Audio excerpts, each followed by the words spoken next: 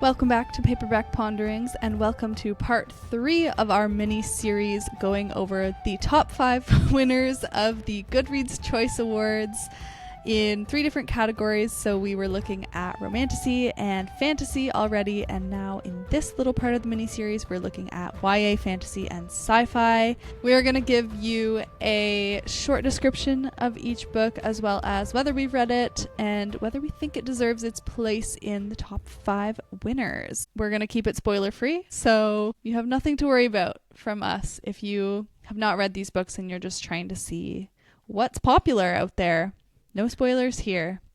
What's popular? But Sarah is going to take it away with number 5. Okay, so 5th place for readers' nominees for Best YA Fantasy and Sci-Fi is Watch Me by Tahira Mafi. It is currently sitting at a 4.27 out of 56,000 ratings, and if this sounds familiar, it's probably because you heard of the prequel series, the Shatter Me series, the events of the Watch Me series. Why are they all the same, first of all? Anyways, they really all are. Look the same. They're all called similar things. I have a gripe about this because I actually lost track of which book I was on when I was reading the Shatter Me series, and I just stopped reading it because I couldn't figure out what the next one was. Anyways, I didn't even realize actually when Watch Me was being advertised and stuff that it was a new series. I thought it was just one of the old ones with a new deluxe cover or something.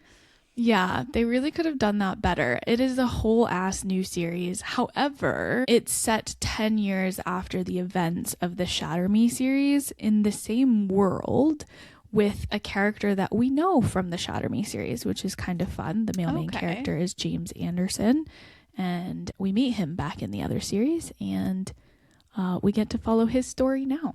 That's fun. Yeah.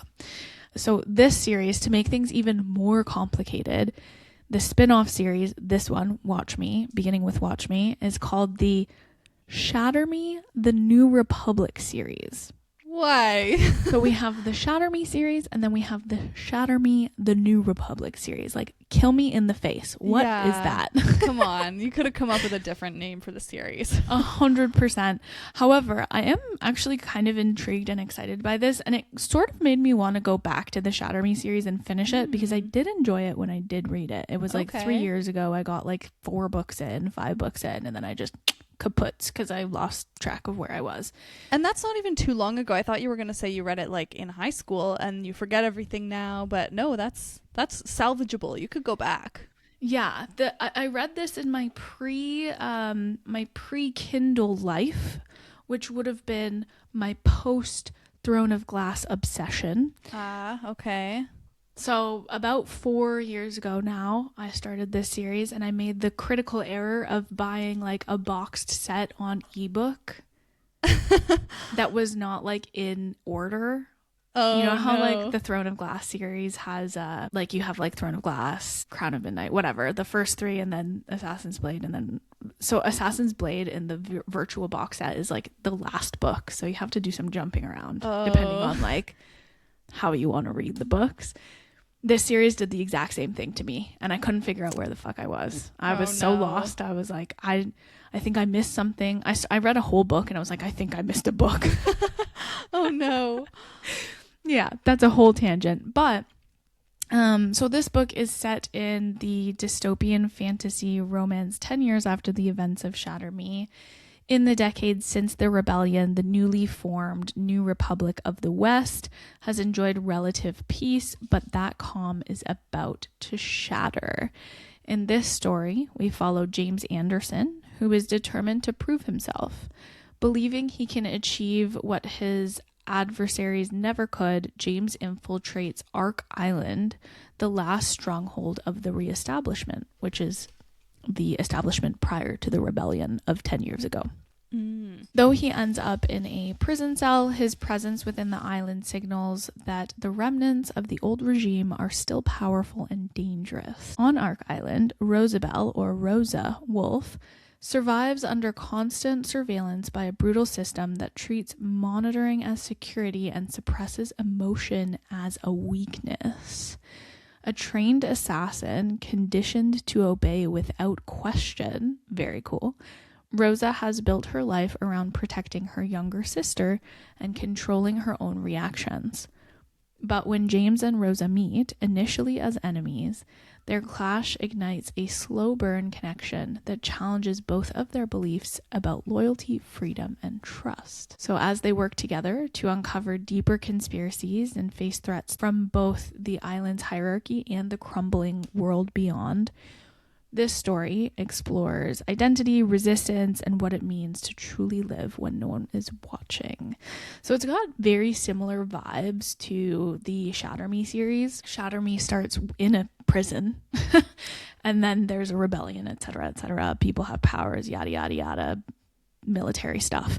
But yeah, it sounds very similar. However, you get to like continue the story of James, which, if you read the first, like the origin series, he's relatively important then. So I think this is like a really fun ode to a character that maybe readers felt a lot of sympathy for and wanted to continue the story. See James have his happily ever after. Maybe. I don't know. It's been a while, like I said, but this actually kind of reignited my interest in this world. I am interested to visit it for the first time. I never read Shatter Me back when it was popular in its heyday, but seeing it's the kind of revival of Shatter Me these days and seeing just how hyped it was, it has me wondering if I missed out on something back then.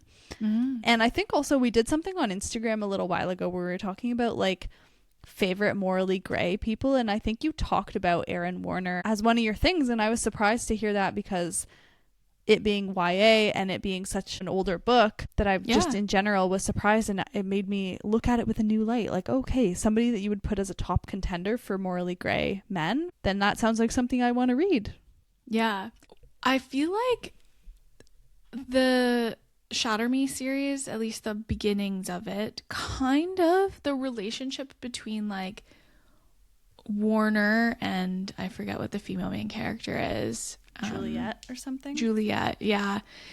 And the like Warner as a character is very similar to Cross from Silver Elite? Silver Elite for me. Ah, interesting.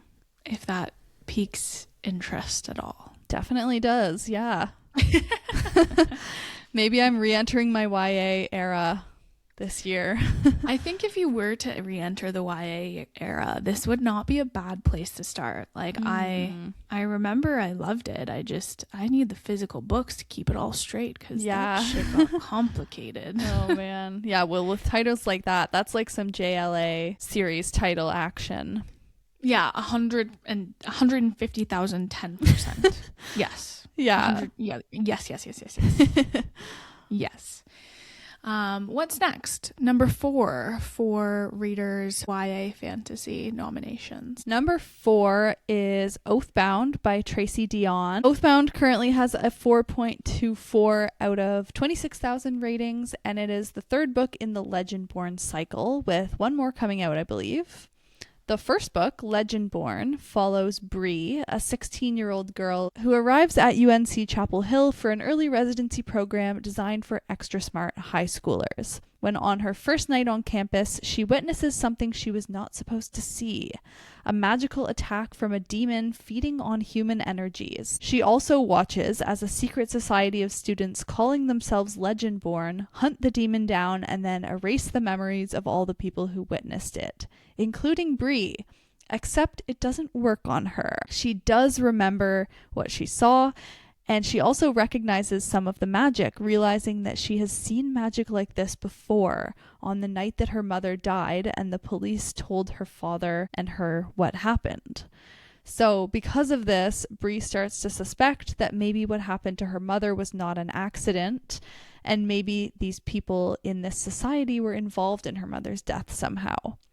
At the very least, if she can infiltrate the society, she might be able to learn the truth about what happened.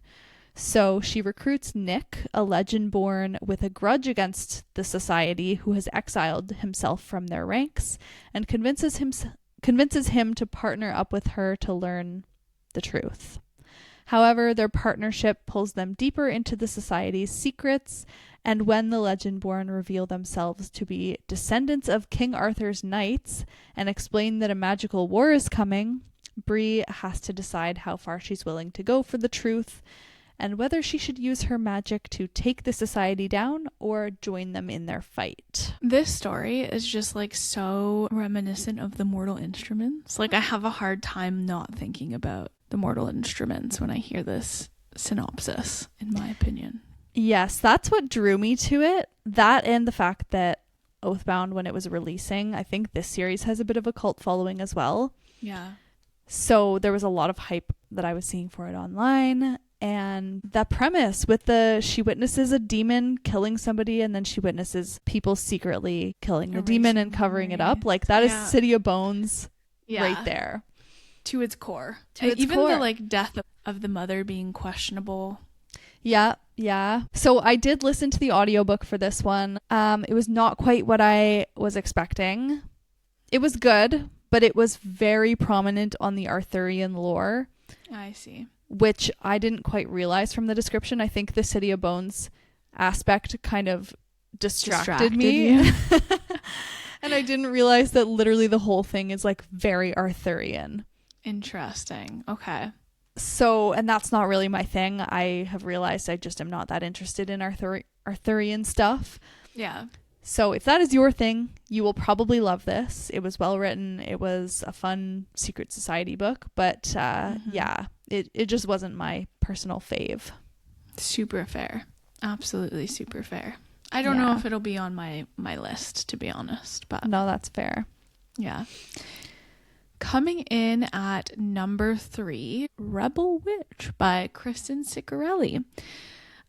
This is the conclusion to the Crimson Moth duology, which began with Heartless Hunter, I believe came out back in 2024. It was 2 consecutive years of this story, which is super fun.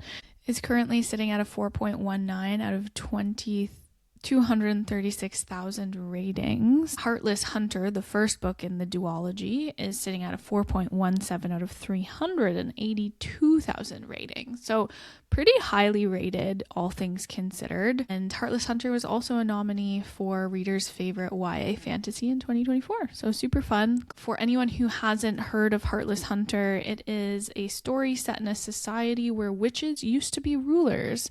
But after a bloody revolution, they were overthrown and outcasted, with any remaining witches being hunted and murdered. This story follows Rune, our female main character, who seems like an airy socialite, but is actually a witch in disguise, and moonlights as the Crimson Moth, a vigilante doing her best to rescue and evacuate any remaining witches from this society. When a rescue goes wrong, she decides to throw the witch hunters off her scent and gain the intel she desperately needs by courting the handsome Gideon Sharp, who is a notorious and unforgiving witch hunter loyal only to the revolution, who she can't help but find herself falling for.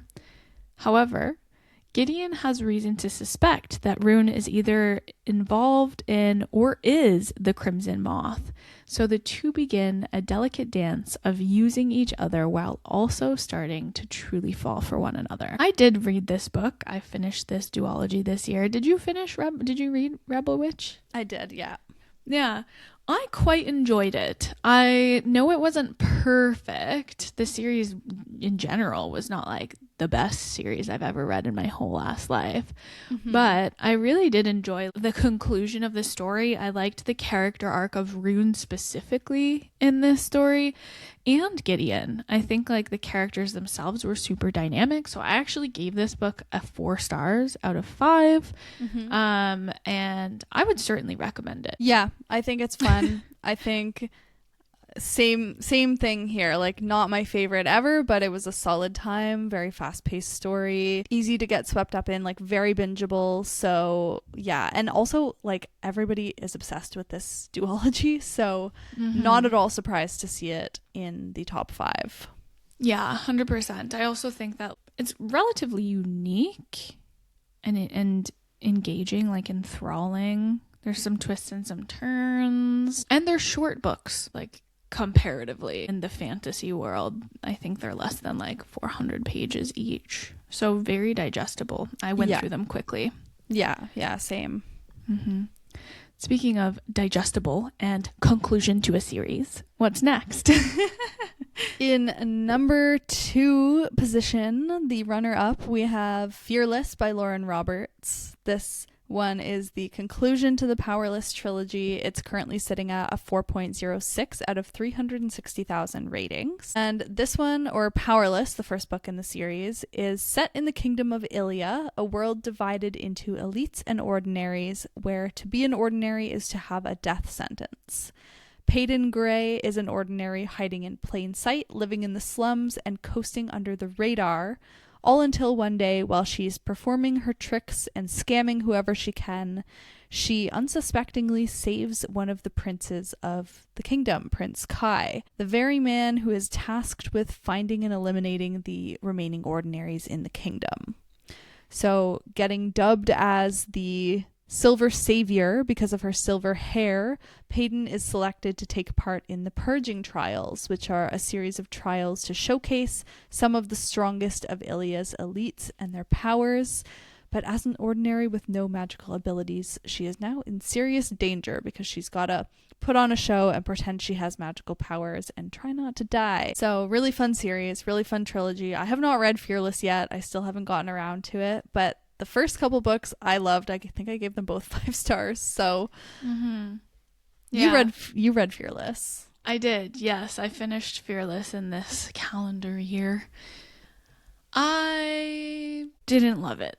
I can't give any spoilers away, but I felt like the direction of the plot just was like so out of left field. Like it felt like we were making decisions for the plot just to wrap up things without like...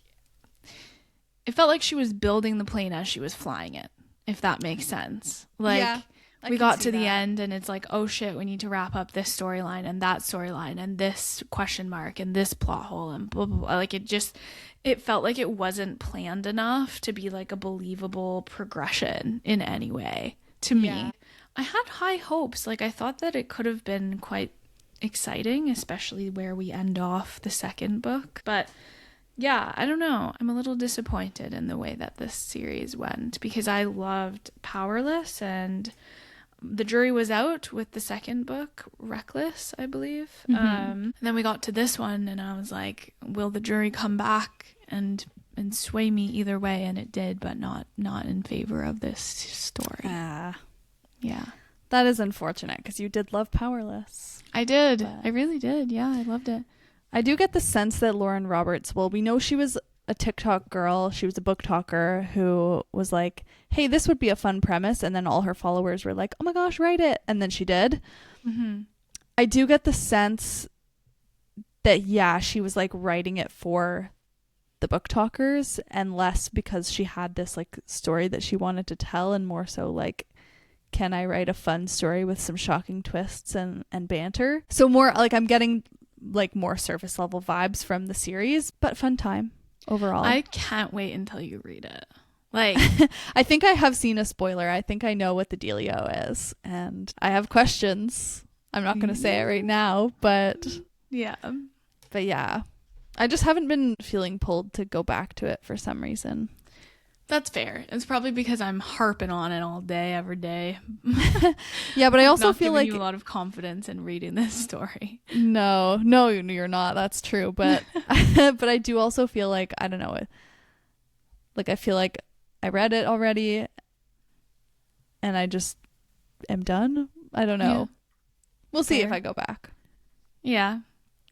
I mean, maybe you will one day. I hope you do, because I'd love to actually openly talk about it with you. It's your opinion. Yes.